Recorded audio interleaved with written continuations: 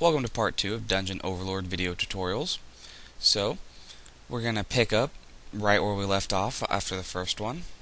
You may see this screen. Click here to place the Warlock bed. To place furniture in this game, you left click on the room tabs that the furniture belongs to. Go to Place Furniture. Left click on the icon and move it to where you want it.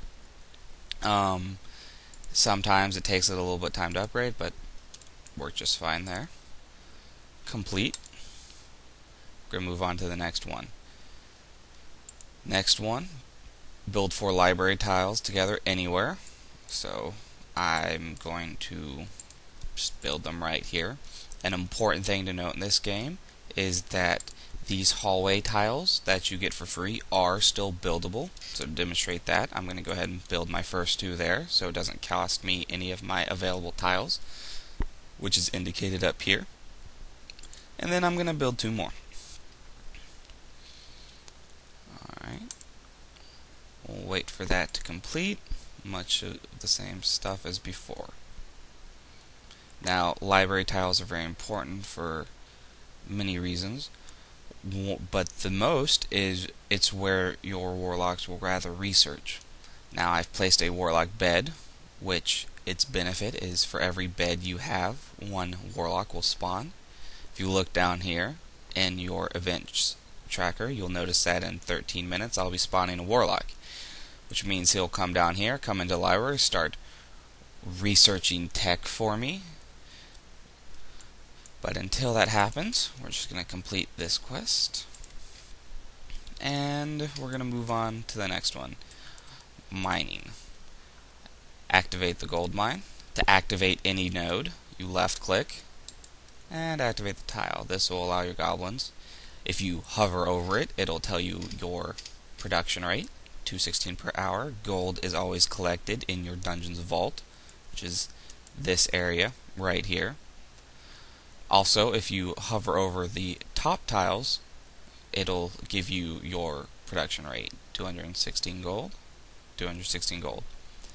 Research is still 0 because the warlock hasn't spawned yet, and 48 food production, 0 consumed because goblins don't consume food.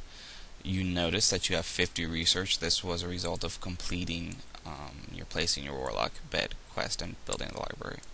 So we'll complete this and move on to mines. To build a mine, same process.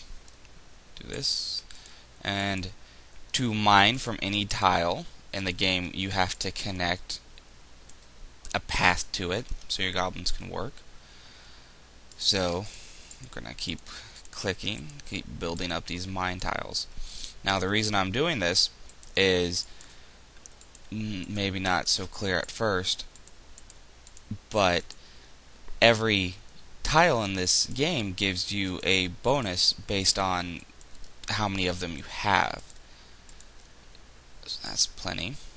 Then demonstrate that, I'm going to click on the details section of a mine tile. You get there by just left clicking, hit the details button.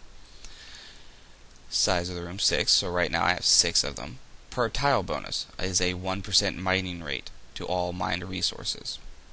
Alright, you can see as they complete more, it's going up. Now, this is a very important screen for you.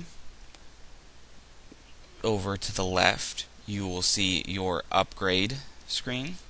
Tells you how much of everything is required. 2x2 space, 50 gold, 50 iron, and you can upgrade your mine to level 2. Now, to see the bonuses that you get for upgrading, hover over the upgrade button. Even if it is grayed out because you do not have the required resources, you can still hover over it and get the bonuses. The bonus to upgrading this from a level 1 to a level 2 mine is a 5% mining rate. That's pretty good. But we're going to activate this, and we're going to activate our tiles. Now, a little bit more advanced concept here. A tile, or more importantly a node, such as iron, can only deposit minerals within 3 squares. What I mean by that is Your goblins will only want to carry things up to 3 squares away. So 1, 2, 3. Anywhere past this line, say this tile for instance, the goblin will not drop iron. Same over here with the crystal. You can see the rates. Another thing, rather important thing about mining. Right now you can see I kind of have a lot of gold. If I want to, I can increase the speed of mining these by deactivating the gold tile. Now the reason that is because nodes can only support a certain number of goblins working them. Right now your nodes will support 2 goblins working them. So if you have, for instance, 3 goblins, they'll 1 goblin here, 1 goblin here, 1 goblin here.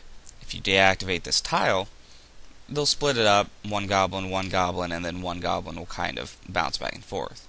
So, as can be seen with 81 crystal per hour, if I activate the tile, you have 54 crystal per hour. So I'm going to go ahead and leave it deactivated. So this is the end of the mining tutorial.